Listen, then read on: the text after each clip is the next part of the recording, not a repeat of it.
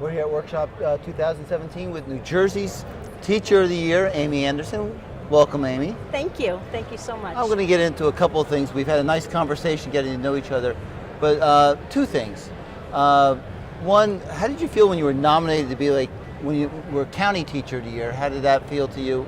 And then follow that up with when you were named the State Teacher of the Year. What were your emotions? My emotions, I guess, were very humbled, surprised.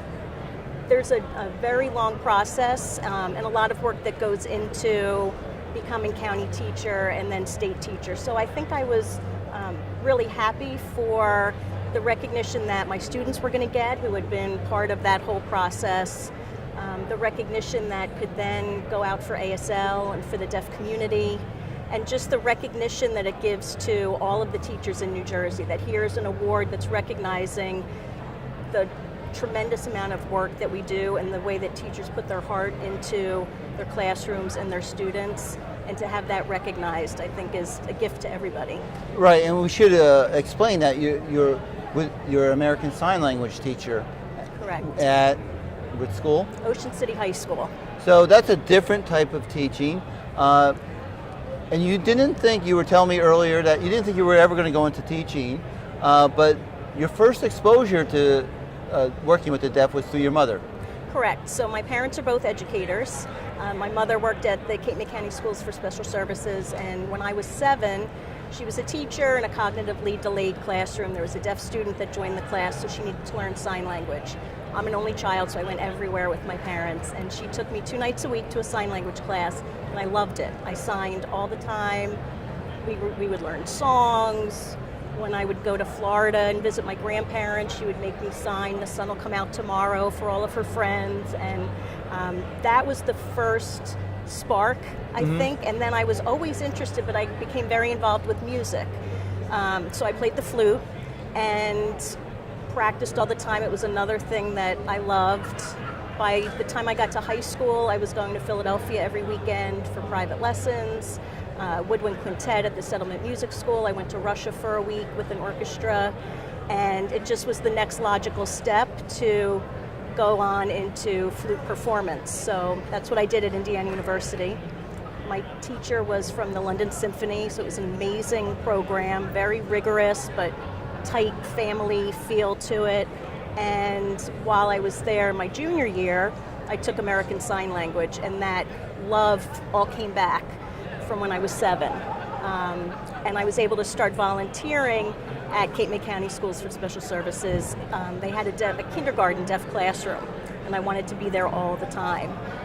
They would call me to sub in another classroom, and I would say, I think I just really want to go in and volunteer with the deaf students. And that teacher was amazing and welcomed me with open arms whenever I wanted to go in, Kathy Filippo. And that's when I really fell in love with being with kids, being part of the deaf community, American Sign Language. By the end of my senior year at Indiana, I knew I wanted to be a teacher. And all of my parents' friends had been saying for a while, she's going to go into teaching. Oh, no, she wants to play the flute. But and it looks like it's worked out very well. Yes. Now, being that's a different thing to be teaching. Most people go into other fields. How do you spark the interest in the students? Was that? It seems like that wasn't as hard as people may think. Right. It's the class. Actually, there's a waiting list now to get in.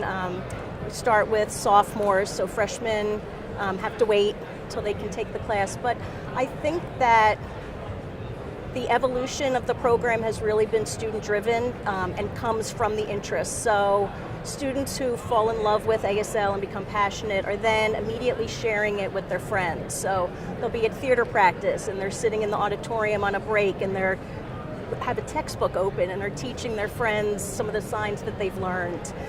A lot of the students that I have are either siblings or friends, or have just heard about ASL, and it's different than anything they do during the day because we're not talking. There's a lot of moving around.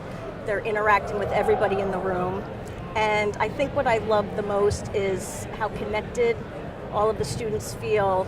So in September they come in and there are students that maybe they wouldn't have been friends with out in the hallway. and that we have your different groups in high school, but through all of the activities and working together and learning the language, they become friends and kind of realize at the end of it, they're not so different, and it really has a family feel to it. You and I were also talking before, and one of your goals is about the students who are the diversity issue and those who stand out. What was your quote that you were telling me about? Okay, so Laurent Claire was a deaf man from Paris, France, and he actually, with a hearing man, Thomas Hopkins Gallaudet, set up the first school for the deaf in America in 1817. So his quote is, since graduate school, it's just been my favorite quote, that diversity exists not to oppress the minority who are different, but to enrich the lives of all. And that's really what I try to get at with my students. So we do that through learning about American Sign Language, about the deaf community, whose students come in and immediately think, well, this is a disabled group, and they don't have that sense. And then by Christmas, they're able to write an essay about why the deaf community is a culture. They learn about the arts. We have deaf artists come in and do painting parties, and they learn about theater and the shared history and how there's this rich, connected culture. And being able to change their perspective in that way about the deaf community can then lead to other areas where we have stereotypes and misconceptions, and seeing we're all really very much the same. So it's a different type of class. I'm assuming that you got a lot of support from your colleagues, from the administration and the board to go into a direction that's a little different from some other high schools. Did you get a lot of support from your colleagues and others?